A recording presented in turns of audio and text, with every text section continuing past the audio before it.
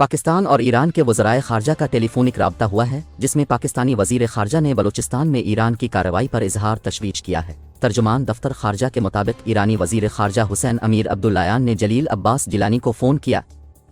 ترجمان دفتر خارجہ کے مطابق جلیل عباس جیلانی کا کہنا تھا کہ پاکستانی حدود میں ایران کا حملہ پاکستان کی خود مختاری کی سنگین خلاف ورزی ہے۔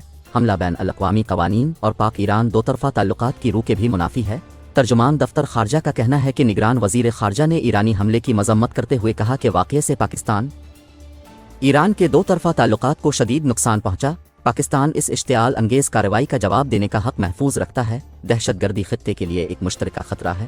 یک طرفہ اقدامات سے علاقائی امن و استحکام کو شدید نقصان پہنچ سکتا ہے۔ ترجمان کے مطابق نگران وزیر خارجہ کا کہنا تھا کہ خطے کے کسی بھی ملک کو اس خطرناک راستے پر نہیں چلنا چاہیے۔ خیال رہے کہ گزشتہ روز ایرانی سیکیورٹی فورسز کی جانب سے پاکستان کی فضائی حدود کی خلاف ورزی کرتے ہوئے بلوچستان میں میزائل اور ڈرون حملے کیے گئے تھے۔ ایرانی سرکاری ٹی وی نور نیوز کی خبر میں دعویٰ کیا گیا تھا کہ ایرانی سیکیورٹی فورسز کی جانب سے پاکستان کے صوبے بلوچستان میں جیش العدل نامی تنظیم کے 2 ٹھکانوں پر میزائل اور ڈرون حملے کیے گئے۔ وزارت خارجہ کے مطابق پاکستانی فضائی حدود میں ایرانی حملے کے نتیجے میں 2 معصوم بچے جاں بحق اور 3 بچیاں زخمی ہوئی تھیں۔ پاکستان نے جواب میں ایران سے اپنے سفیر کو واپس بلانے اور ایرانی سفیر کو ملک بدر کرنے کا اعلان کیا ہے۔